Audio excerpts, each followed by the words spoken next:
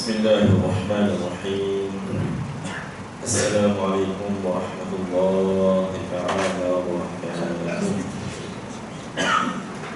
Alhamdulillah Rabbil Alamin. Wassalatu wassalamu ala Sayyidina Muhammadin Tahal Amin wa ala alihi wa sahbihi tayyibin at-tahirin wa man ittaba'ahum bi ihsanin ila yaumiddin. Asyhadu an la ilaha illallah wahdahu la syarika lahu wa la nidda wa la didda wa la zawjata wa la walada lahu wa la ayna wa la jihada lahu wa asyhadu anna Muhammadan abduhu wa rasuluh. Allahumma salli wa sallim ala sayyidina Muhammadin wa ala alihi wa sahbihi wa sallim. Allahumma 'allimna ma yanfa'una wa anfa'na bima 'allamtana wa zidna 'ilman ya arhamar rahimin. Allahumma rizqna ikhlasa niyyati fil qawli wal 'amal wa na'udzu bika min hamali ahli an-nar. Amin ya rabbal alamin. Alhamdulillah, moga semua sehat Allah. Alhamdulillah, kita bersyukur kepada Allah Subhanahu wa taala. Dengan limpah kurnianya Allah Subhanahu wa taala masih lagi memberikan kita kesehatan yang baik. Allah taala memberikan kita kenikmatan-kenikmatan yang sangat banyak yang tak terhitung banyaknya. Walaupun kita seringkali membuat dosa kepada Allah Subhanahu wa taala, Allah masih lagi beri kita peluang untuk kita beramal saleh, untuk kita bertaubat kepada Allah sebelum kita meninggal dunia. Maka sekalian rahmatullah Subhanahu wa taala, kita dengar sedikit satu ataupun dua rangkaian syair yang disebutkan oleh para ulama pada zaman dahulu supaya kita sentiasa ambil iktibar, kita sentiasa berjaga-jaga, kita sentiasa bermuhasabah, mempersiapkan diri kita sebelum tiba hari kesulitan, sebelum tiba hari yang mana putusnya segala kelazatan, iaitulah hari kematian. Apa dia kata? Tazawwad minad dunya fa innaka la tadri idza janna laylun hal ta'ishu ila fajri, idza janna laylun hal ta'ishu ila al-fajri, fa kam min sahihin mata min ghairi illatin wa kam min saqimin 'asha hinan min ad-dahr.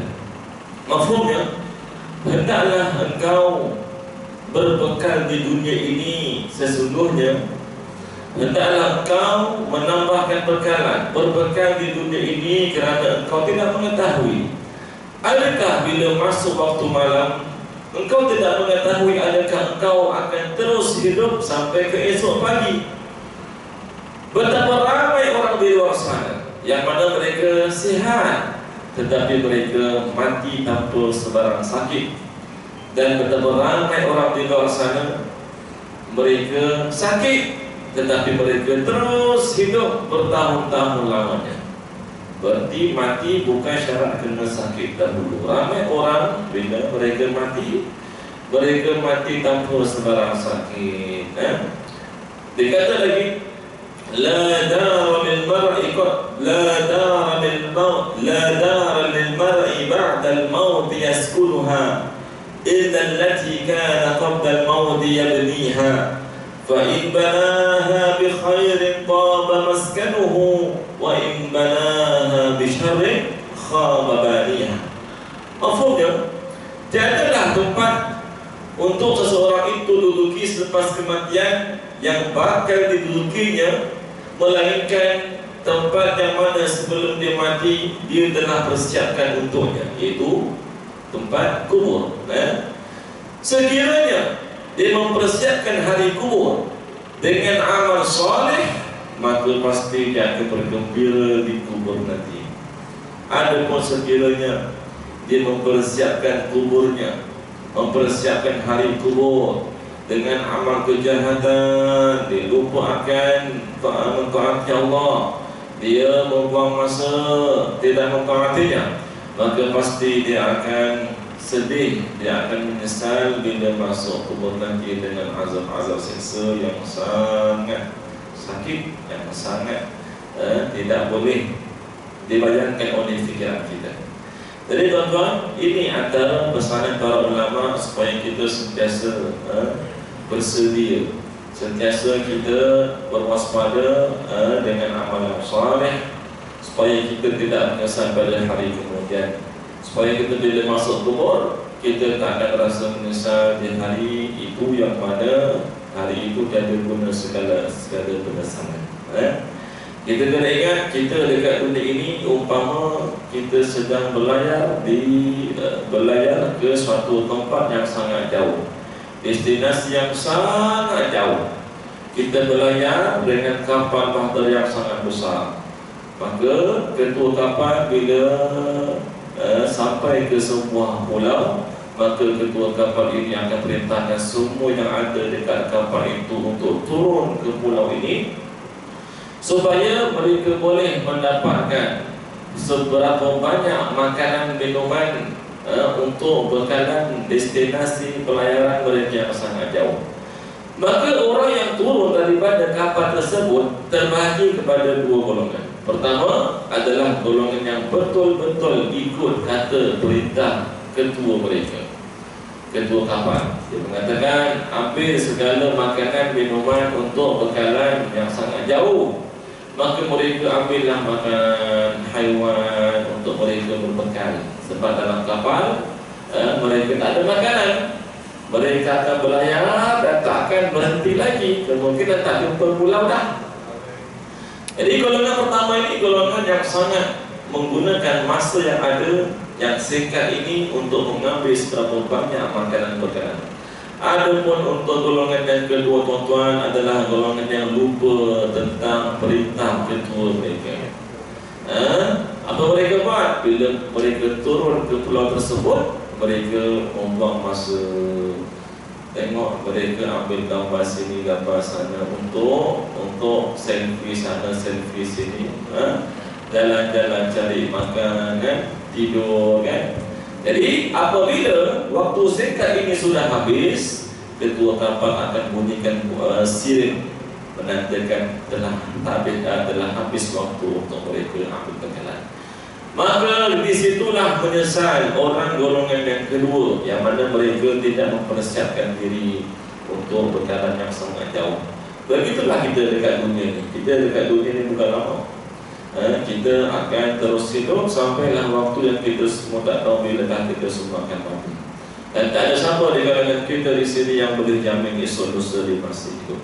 Sebab itu ulama kata orang yang bijak dan juga berakal pasti dia akan menggunakan sisa baki-baki umur yang sikit ini untuk ketaatan. Dan umur yang paling bagus dihabiskan, masa umur yang paling bagus dihabiskan adalah umur yang dihabiskan untuk menuntut ilmu agama. Sebahagian orang difikir lain, dia kata aku tak naklah mengaji ilmu agama ni, aku nak buat setiap hari, aku nak solat sunat sahaja, aku nak qiyamul lail, baca Quran, solat ba'diyah qabliyah, aku nak sedekah. Tapi aku biarlah, aku tak nak, biarlah aku jahil. Aku dah mengaji masa kecil-kecil sedikit, jadi aku sekarang ni ikut jemaah, solat berjemaah. Tapi aku jahil, tak tahu apakah rukun-rukun taubat, tak tahu apakah syarat-syarat istiqamah, tak tahu. Jadi orang begitu tuan-tuan, dia satu amalan dia banyak, tapi tak mustahil segala amal yang dia buat, tak mustahil semuanya tidak sah. Mungkin ada orang begini, dia sangka amalan dia banyak, tapi disebabkan dia jahil, dia tidak tahu perkara-perkara yang boleh terbatalkan amal ibadah, lalu dibuat, maka dia sangka dia buat yang sah, sebenarnya tidak sah. Jadi apa yang kita kena buat daripada kita membuat? Kalau kita malas, kita jangan abaikan yang wajib. Kerana menuntut ilmu ni bukan semua ilmu Al-Quran sahaja. Ilmu ni yang kita mengaji ni wajib. Dan bila wajib, kita akan dipersoalkan pada hari kiamat kelak. Adapun solat sunat, ia tidak akan dipersoalkan pada hari kiamat kelak. Kalau kita tak buat pun tak berdosa. Maka sebab tu ramai orang disangka cara nak bertakwa ini dengan banyaknya zikir, tapi dia jahil.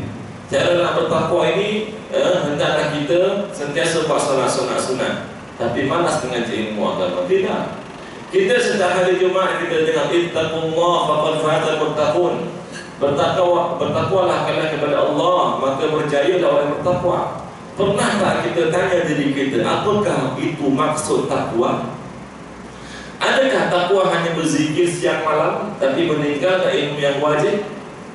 Adakah berzikir ataupun adakah dengan hanya kita membuat benda-benda sunat akan menjadi orang bertakwa tapi kita jahil? Tidak. Orang jahil tuan-tuan mustahil menjadi orang bertakwa, mustahil. Walaupun dia hidup 1000 tahun, tapi dia hanya berzikir siang malam, dia solat pun ikut-ikut orang, tapi bila ditanya benda-benda asas yang tak boleh kita jahil, tak tahu dia. Maka orang begini, ulama kata mustahil menjadi orang bertakwa. Sebab apa? Sebab apakah maksud takwa sebenarnya? Para ulama menyebutkan takwa itu adalah tunaikan segala kewajiban dan tinggalkan segala perkara haram. Ini maksud takwa. Apa dia? Tunaikan segala kewajiban dan tinggalkan segala perkara haram. Ini maksud takwa sebenarnya. Jadi macam mana kita nak tunaikan segala kewajiban? Dengan kita boleh yakin jamin solat maghrib tadi kita buat dengan sah, tak lain tak apa, tak lain tak bukan mesti ada ilmu agama. Macam mana kita nak jamin apa yang kita buat sekarang kita telah menghindarkan diri kita dengan perkara maksiat, benda-benda haram? Tak lain tak bukan dengan ilmu. Dengan ilmu sahaja kita boleh jamin solat maghrib tadi kita buat dengan sah atau tak sah. Kita dengan ilmu sahaja kita boleh menjauhi perkara-perkara haram. Sebab tu Rasulullah SAW dia beritahu menuntut ilmu ini lagi bagus daripada kita buat segala perkara sunat. Imam Syafi'i berkata, talabul ilmi afdalu minan nawafil. Menuntut ilmu terlebih afdal daripada segala benda-benda sunat. Dan Rasulullah berkata kepada Abu Dzar, ya Aba Dzar, la an taqdu wa fatata'allama ayatan min kitabillah khairun laka min an tusalli 100 raka'ah. Wahai Abu Dzar, andai kata engkau pergi belajar satu pokok ayat Al-Quran beserta tafsir kefahamannya, itu lagi bagus daripada kamu pergi solat 100 rakaat itu sunat-sunat. Nabi kata lagi kepada Abu Dzar, wahai Abu Dzar, andai kata juga wala antahdu wa fatata'allama baban min ilmi khairul laka min an tusalli 100 rakaat. Andai kata pula kau pergi belajar satu bab daripada bab ilmu agama, bagi negara khairul laka, itu terlebih bagus daripada kau pergi solat 1000 rakaat itu solat sunat. Jadi bagi kita beritahu mengaji satu bab lagi afdal daripada kita buat 1000 rakaat. Siapa dengan kita dekat sini yang mampu membuat sehari 1000 rakaat? Jarang kita lupakan. Kalau kita mampu membuat sehari 1000 rakaat tuan-tuan, maka mengaji ilmu agama satu bab lagi afdal. Okey. Sebab tu jangan sia-siakan waktu sihat kita. Waktu kita ada waktu lapar. Sebab bila kita sudah sakit, bila kita sudah waktu kesempitan, dah terlantak atas katil, di situ kita akan menyesal. Dan itu dah tak ada guna menyesal. Menyesal sekarang. Menyesal sekarang, supaya kita tidak menyesal kali kedua pada masa akan datang. Saya bagi contoh, ni banyak zaman sekarang orang-orang yang menyimpang daripada Ahlus Sunnah wal Jamaah. Tadi saya tengok ada sebahagian orang dia berkata bahawasanya Allah Subhanahu wa taala itu ada tangan tak sama seperti makhluk. Dia kata Allah Ta'ala ada muka tak sama seperti manusia. Ini satu fahaman yang bercanggah. Lepas tu dia kata, salah ke kalau kita kata apa yang Allah kata? Allah kata tangan. Salah ke kita kata Allah ada tangan? Kenapa? Ini penipuan besar. Tidak pernah pun Allah kata perkataan tangan. Yang Allah kata yad. Yad bukan tangan. Yad dalam bahasa Al-Quran, datang dengan mana pelbagai. Satu perkataan dalam bahasa Arab seperti yad, contoh. Perkataan yad ini dalamnya ada mungkin 10 makna. Adapun bahasa kita, bahasa Melayu, bila kita sebut tangan, apa yang kita tahu? Ni tangan. Ni tangan. Apa? Sebab tu ulama kata haram menterjemahkan yadullah fawqa aydihim kepada selain bahasa Arab. Nak faham kena tafsir, bukan terjemah. Ramai orang diterjemah dia kata, oh tangan Allah di atas tangan manusia. Tidak. Bahkan yad di situ bukan maksud tangan. Bahkan yad di situ maksudnya janji Allah ke atas mereka. Apa? Jadi tuan-tuan lihat, ada orang dia kata ini dekat universiti. Dia kata macam mana doktor boleh kata tangan Allah tak sama dengan makhluk? Apakah maksudnya? Lalu apa dia kata doktor kata, macam kamu, tangan kamu dengan buruk sama ke tidak? Tak sama kan? Jadi tangan kamu tak sama seperti buruk, sama juga tangan Allah tak sama seperti kamu. Auzubillah. Nampak tak? Memang betul-betul mereka anggap Tuhan itu beranggota badan. Nampak? Sebab tu kita kata elakkan daripada sebut perkataan tangan. Apakah hukum kalau orang kata Allah ada tangan? Dua hukum. Pertama, kalau dia faham Tuhan tu ada tangan dengan masuk anggota, ada kuku, ada tulang, ada darah, dia faham perkataan tangan maksudnya anggota tangan, macam ni tangan, maka dia menyerupakan Allah seperti makhluk, terbatal imannya. Tetapi orang Malaysia, tuan-tuan, mereka bila sebut jodoh di tangan Allah, mereka tak faham anggota kan? Biasa orang kita faham jodoh di tangan Allah dengan maksud jodoh tu ketentuan Allah. Tapi ulama kata walaupun kita faham dengan maksud ketentuan, kena elakkan. Sebab apa? Sebab perkataan itu orang awam dengar boleh salah faham.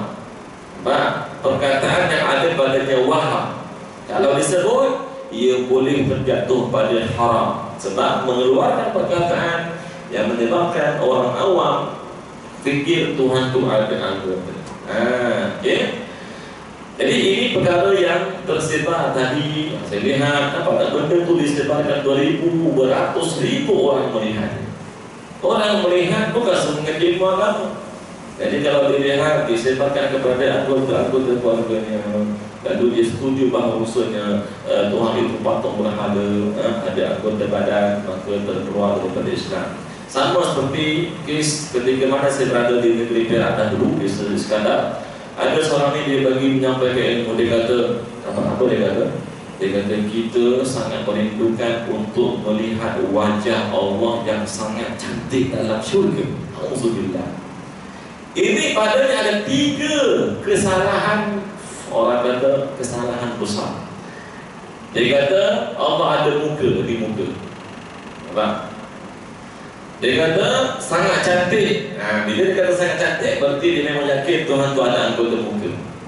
Yang ketiga, dalam syurga pula, sedangkan Tuhan itu bukan disifati dalam ataupun luar syurga.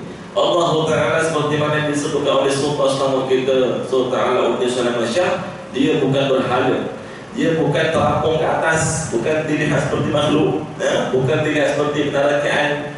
Bahkan dia tidak boleh kita gambarkan pada fikiran kita. Walaupun setelah kita melihat Allah, kita tak akan mampu gambarkan Allah sebab Allah bukan gambaran. Nampak tak 3 benda yang salah? Dia kata muka.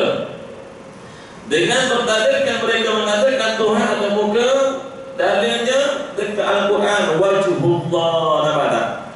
Diambil perkataan wajah, dia terjemahkan dalam bahasa Melayu. So dia kata oh wajah, bahasa kita wajah muka. Tidak.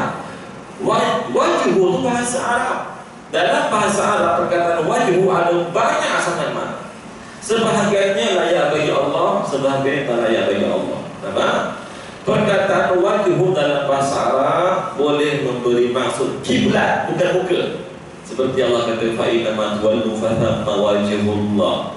Di mana sahaja kamu menghadap ketika musafir, maka hadaplah di sanalah kiblat kamu ketika solat. Apa? Wajhu di situ maksudnya kiblat.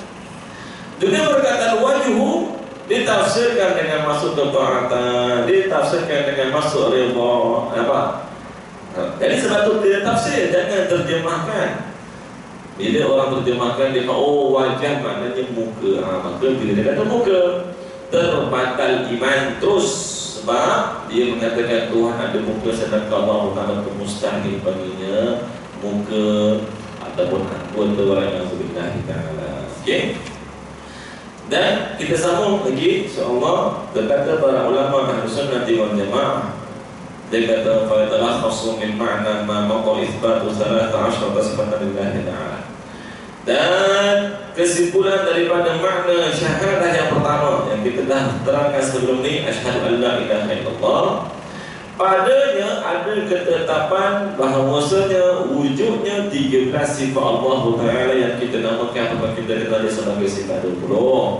Yang mana kesemua sifat 20 ni tuan-tuan bukan benda baru, bukan bid'ah seperti mana disebutkan oleh golongan Wahabiyah, yang mana mereka mengatakan sifat 20 itu daripada fahaman Yunani, Greek. Menuduh, mentohmah apa yang ulama kita ajar dengan fahaman Yunani tanpa sebarang dalil. Sebut mana kitab Yunani kata ada sifat 20. Sedangkan sifat 20 ni bapa kita, atuk kita, mereka belajar dahulu. Sultan kita tadi Sultan Alauddin pada kitabnya Pohon Agama, juga kita Aqidah Sulaimaniyah menerangkan tentang sifat 20. Maka kesemua sifat 20 tuan, ia diambil daripada Al-Quran.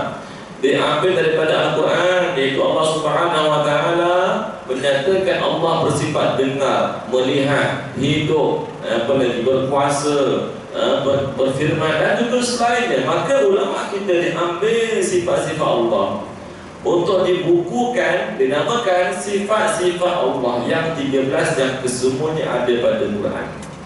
Bukan benda yang baru, tidak. Dan mereka mengatakan tak pernah pun dekat hadis kita dengan Nabi kata wajib belajar sifat 20. Apa kita kata? Perkataan sifat 20 itu inovasi yang dibuat oleh ulama-ulama selepas Nabi. Jadi mereka membubuhkan sifat-sifat Allah untuk apa? Untuk memudahkan orang Islam yang datang selepasnya mengaji ilmu Allah, mengaji tentang sifat-sifat Allah tanpa mereka buka Al-Quran. Kalaulah Nabi tak pernah ada sahabat-sahabatnya tentang sifat-sifat Allah, nescaya sahabat-sahabat akan berkata, wahai Muhammad, terangkan kepada kami dahulu tentang sifat-sifat Tuhanmu. Maka semestinya Nabi ajar mereka dahulu. Perkara yang asas adalah Nabi ajar dahulu tentang sifat-sifat Allah Subhanahu Wa Taala yang tidak sama dengan segala sesuatu. Okay? Jadi sifat-sifat Allah Ta'ala dinyatakan berulang-ulang kali pada Al-Quran, sama ada pada aspek lafaz. Memang lafaz sami' basir ada dekat Quran. Sama, basar, kalam, qadiran, ada dekat Quran lafaz tersebut. Dan sebahagian sifat 13 ataupun 20 walaupun tak terlafaz tapi ada yang semakna dengannya. Contohnya apa? Contohnya mukhalafatuhu lil hawadits. Dalam Al-Quran kalau kita buka, memang tak akan jumpa dekat Quran perkataan mukhalafatuhu lil hawadits. Tetapi ada yang semakna dengan mukhalafatuhu lil hawadits. Apa dia? Laisa kamitslihi syai'. Itu Allah Subhanahu Wa Taala tidak sama dengan segala sesuatu. Okey. Dan apakah yang dinyatakan oleh ulama dahulu sifat 20 ini tuan-tuan? Pertama sekali adalah wujud. Apakah wujud? Itu kita wajib beriman bahawasanya Allah itu wujud dan tiada keraguan pada wujudannya. Siapa yang mengatakan Allah itu ada, kita tak ada ragu-ragu, maka hukumnya murtad. Kalau dia kata Allah ciptakan makhluk, maka siapakah ciptakan Allah pun hukumnya murtad. Ini bukan saya kata. Ini disebutkan oleh ulama Ahlus Sunnah wal Jamaah. Walaupun seseorang berkata Allah ciptakan makhluk, maka siapakah yang menciptakan Allah, walaupun dia hanya bertanya, kerana pertanyaan itu bagi dia ada keraguan, bagi dia ada kemungkinan Tuhan itu seperti kita diciptakan orang yang billahi ta'ala. Jadi kita orang Islam wajib beriman bahawasanya Tuhan kita itu wujud. Walaupun dia ragu-ragu, maka bukan beriman. Apa bukti. Bukti yang mengatakan bahawasanya siapa ragu-ragu pun hukumnya murtad. Itulah firman Allah Ta'ala, innamal mu'minuna alladzina amanu billahi wa rasulih thumma lam yartabu. Allah berkata, sesungguhnya orang yang beriman kepada Allah dan juga Rasulnya, mereka adalah orang-orang yang tidak ada keraguan padanya. Maknanya kalau mereka ragu-ragu, mereka bukan beriman kepada Allah Subhanahu Wa Taala. Contoh dia kata Allah Maha berkuasa atau tidak, maka keraguan pada perkara-perkara asas begini, keraguan pada sifat-sifat Allah Taala, maka membawa kepada murtad walaupun disangka dia masih lagi beragama Islam. Contoh kita lihat sekarang ini, saya nak sebut siapa yang mana mereka sampai mereka masih lagi Islam tapi mereka sebenarnya telah terbatal iman.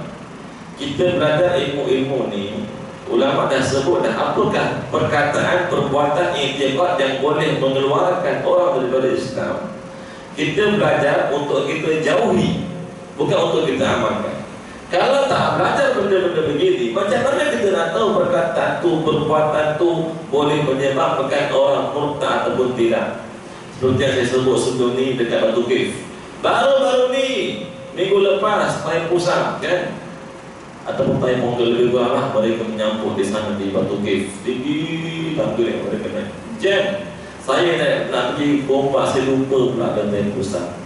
Maka dia sangkutlah pada jam. Lama takut. Lalu kita lihat dekat sana ada juga geng-geng, kadang-kadang mereka orang Melayu kan. Mereka tengok okey je, cuma ada sebenarnya mereka tuan-tuan yang saya pernah lihat sebelum-sebelum ni. Bukan tahun ni, sebelum-sebelum ni. Mereka pergi sana bukan hanya nak tengok, tidak. Bahkan mereka mengatakan, ni dekat video dia kata, kami hadir dekat sini untuk perayaan Depa Baru ke Taim sampai lupa dah. Kami hadir pada hari ini di Batu Cave, di Berhala Murugan dan Musaru. Tujuan kami adalah untuk menolong makcik-makcik Hindu, pakcik-pakcik Hindu, kami nak bantu mereka, pimpin mereka supaya mereka boleh naik tangga yang tinggi, supaya mereka boleh membuat amal ibadah mereka. Alhamdulillah. Sebab ini antara perkara yang boleh murtad. Jadi bila orang tu tak mengerti ilmu agama, macam mana dia nak tahu dia itu murtad atau tidak? Sedangkan Allah sudah kata pada Quran, وَلَا تَتَعَاوَنُوا عَلَى الْإِثْمِ وَالْعُدْوَانِ. Janganlah kalian saling berbantu pada membuat dosa dan juga permusuhan. Jadi kalau kita bantu buat dosa, berdosa kita.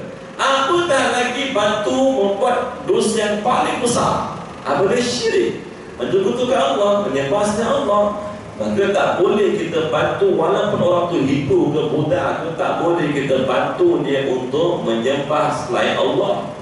Saya bagi contoh. Hari Ahad kan hari yang mana orang-orang Kristian mereka pergi gereja waktu pagi untuk mereka membuat benda-benda menyembah selain Allah di gereja. Jadi kita lihat kadang-kadang mereka yang nak pergi gereja ni mereka menaiki Grab. Jadi orang yang membawa Grab bukan tak boleh bawa Grab, boleh bawa Grab, tapi kalau dia dah tahu dah orang ni dia order untuk hantarkan setia ke gereja untuk menyembah. Dia tahu pagi ni hari Ahad ni dia ni nak pergi gereja. Jadi biasanya orang nak pergi gereja ni untuk menyembah Allah, maka tak boleh dihantarkan. Walaupun dia bayar RM1 juta, tidak boleh kita menjual agama kita dengan harta yang sangat sedikit, harta yang tak bernilai. Jadi kita kena ingat bahwasanya membantu kepada menyembah selain Allah, maka yang bantu tersebut akan dapat efeknya. Kalau bantu maksiat, maksiat. Kalau bantu buat syirik, maka bersyiriklah orang bantu tersebut. Contoh, ada orang dia bergaduh, dia nak tikam kawan dia. Lalu datang kawannya, dia bantu tikam juga. Dia bantu tolak, tikam. Maka yang membantu tersebut akan berdosa juga. Itu kaedah ulama sebut. Ar-ridha bil kufri kufrun. Meredai sesuatu benda kufur, hukumnya kufur. Membantu kepada maksiat, hukumnya maksiat. Membantu kepada benda murtad, hukumnya adalah murtad. Okey? Jadi pesan kepada anak-anak, pesan kepada masyarakat supaya benda ini jangan dibawa ataupun jangan diamalkan. Kena tahu apakah perkara-perkara yang haram dalam agama Islam yang tak boleh kita amalkan. Dan juga wahdaniyah, iaitu Allah Subhanahu wa taala itu adalah esa. Kenapa ulama kita guna esa tak guna satu? Kan sama je. Tidak sama. Kalau kita lihat buku-buku ulama, mereka mengatakan Allah tu esa. Dan mereka tak guna dekat satu. Sebab apa? Sebab satu itu nombor, satu itu ada dua, ada tiga. Jadi Imam Abu Hanifah dia kata, Inna Allah wahidun la min tariqil adad walakin min tariqi annahu la syarika lah. Kita guna esa sebab apa? Beramal dengan kata-kata ulama. Contoh seperti Abu Hanifah. Abu Hanifah kata Allah itu adalah wahid, bukan dengan maksud bilangan, tapi dengan maksud tiada sekutu baginya pada sifat ketuhanan, iaitu esa ataupun tunggal. Sebab tu kita tak pernah pun guna perkataan esa untuk makhluk. Tak pernah pun kita dengar makcik kau tu esa. Tidak. Jadi esa hanya untuk yang tak ada sama seperti dia, itu Allah Subhanahu wa taala. Apakah bukti Tuhan itu esa? Ini mungkin kita ada orang Hindu jumpa kita orang Buddha, dia kata apa bukti Tuhan kau esa? Kalau kita kata bukti Tuhan itu esa adalah firman Allah. Allah kata lau kana fihi ma'alihatun illallahu la fasadata. Kalau dah ada Tuhan yang mentadbir, menjaga bumi, dan Tuhan yang menjaga langit, maka akan hancurlah kedua-duanya. Kalau kita sebut ayat Quran, pasti orang Buddha itu akan tanya, akan kata kepada kita, aku tak beriman dengan Quran, bagi aku dalil akal bahawasanya Tuhan itu esa. Jadi ini yang diajar oleh para ulama. Apakah contoh dalil akal yang diajar oleh para ulama? Antaranya adalah apakah sifat Tuhan? Sifat Tuhan ini maha berkuasa buat apa yang Allah Ta'ala kehendaki daripada perkara-perkara yang harus pada akal. Allah Ta'ala bukan dipaksa. Allah Ta'ala tidak ada yang memaksa dia, dan dia melakukan dengan kehendaknya, bebas buat apa sahaja. Kalau tak ada dua Tuhan, bayangkan kalau ada dua Tuhan, apa sifat Tuhan? Kita ulang balik, dia maha membuat apa sahaja dikehendaki, dan tiada yang maksanya, tiada yang boleh menghalalkan. So kalau ada dua Tuhan, contoh Tuhan pertama ni, dia berkehendak untuk matikan Jamal. Ni orang nama Jamal. Tuhan pertama dia berkehendak untuk matikan Jamal. Tuhan kedua pula berkehendak untuk hidupkan Jamal. Maka bertempurlah dua kehendak yang berbeza-beza, maka mustahil Jamal ni dalam masa yang sama dia hidup dan juga dia mati. Mustahil. Dia sama ada hidup atau mati. Jadi bila bertempur dua kehendak berbeza-beza, maka pasti akan terlaksana satu sahaja kehendak. Yang kehendak tak terlaksana itu adalah lemah, dan yang lemah tidak menjadi Tuhan. Okey? Itu antara dalil akal yang disebut oleh para ulama bahawasanya Tuhan kita itu esa. Dan juga qidam. Apakah qidam tuan-tuan? Qidam bukan qadam.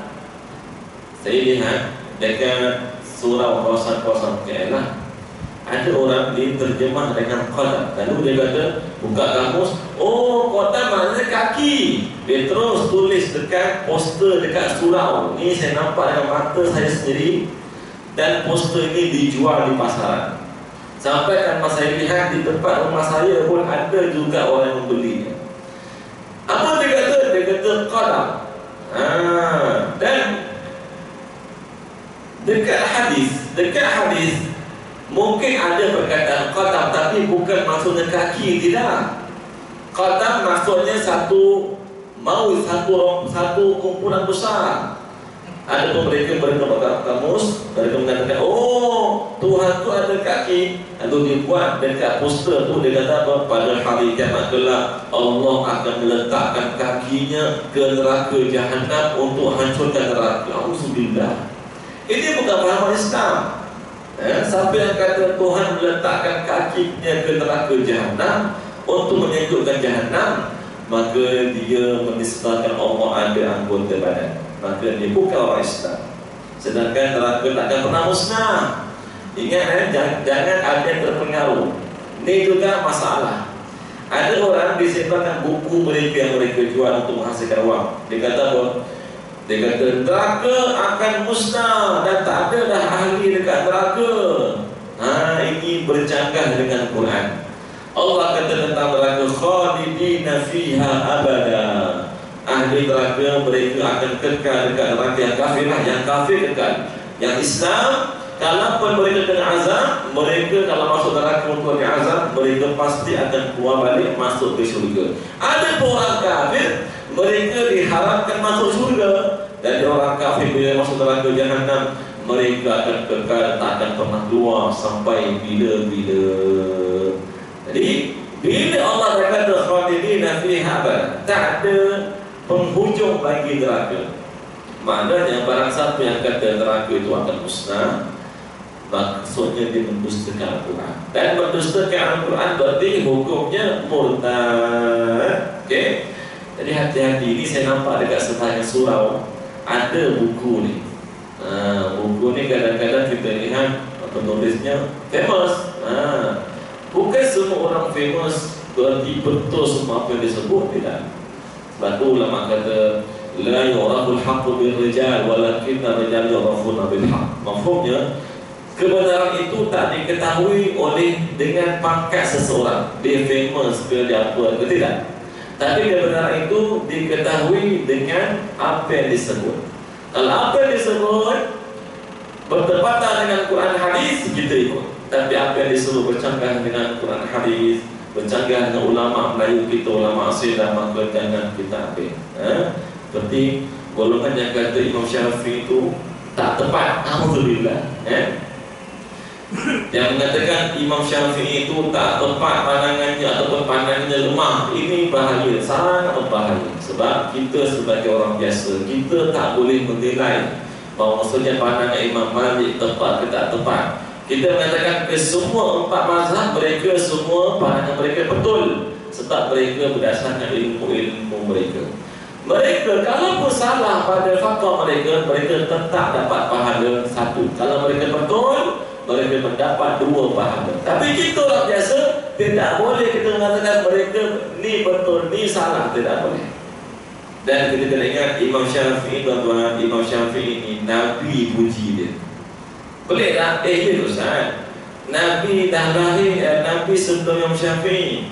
Macam mana Nabi boleh puji Imam Syafi'i? Ya, Nabi pernah puji Imam Syafi'i. Ada sebuah hadis Nabi kata apa? La tasubbu Quraisyan fa inna 'alimaha yamla'u tibaqal ardi 'ilman wa nur. Nabi kata jangan kalian mencaci maki bangsa Quraisy, kaum Quraisy, kerana nanti akan datang satu orang di kalangan Quraisy yang mana ilmunya akan tersebar satu dunia. So ulama tafsirkan, Imam Abu Hanifah bukan Quraisy, Imam Malik bukan Quraisy, Imam Ahmad bin Hanbal bukan Quraisy, Imam Syafi'i sahaja daripada Quraisy. Sebab tu kita berbangga, kita bermazhab Syafi'i, dan kita beramal juga dengan, kita boleh juga beramal dengan tiga mazhab yang lain. Okey. Jadi sampai sini ini insya-Allah, dan insya-Allah kita akan terus akan datang dengan sifat-sifat Nabi. Saya akan sebutkan apa pendustaan orang kita zaman sekarang yang mendustakan tentang Nabi. Dia kata Nabi itu sesatlah, dia kata Nabi itu nak bunuh diri lah. Ada yang kata ini bukan orang awam, ini kadang-kadang yang sampai ke itu yang menyampaikan ilmu agama, disampaikan di media sosial dan sebagainya. Barakallahu fiikum. Bismillah, alhamdulillah, wassalatu wassalamu ala rasulillah. Allahumma hamdillah. Okey. Gadullah ada dewan taksir kekuasaan. Perkataan yang ada mana-mana. Yang pada Yadullah wa fa'idihi maknanya janji. Yang juga datang dengan makna kekuasaan, seperti was-samaa'a banainaha bi'ai. Ai plural bagi yan, jamak bagi yan. Jadi Allah kata was-sama', dan langit itu Allah ciptakan dengan kekuasaan. Terus dia kata dalam Quran perkataannya ada banyak makna.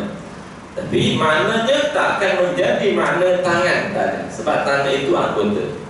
Kata niat mungkin ada 10 makna, sebahagian 10 ni layak bagi Allah, sebahagian 10 tak layak bagi Allah, seperti tangan, anggota. Okey. Barakallahu fikum. Bismillah, alhamdulillah, wassalatu wassalamu ala rasulillah. Allahumma 'allimna ma yanfa'una wanfa'na bima 'allamtana wa zidna ilma. Allahumma najjina min 'adzabil qabr, Allahumma najjina min 'adzabi yaumil qiyamah. Sallallahu ala sayyidina Muhammad wa ala alihi wa sahbihi wasallam. Walhamdulillahi rabbil alamin. Wassalamu alaikum warahmatullahi wabarakatuh.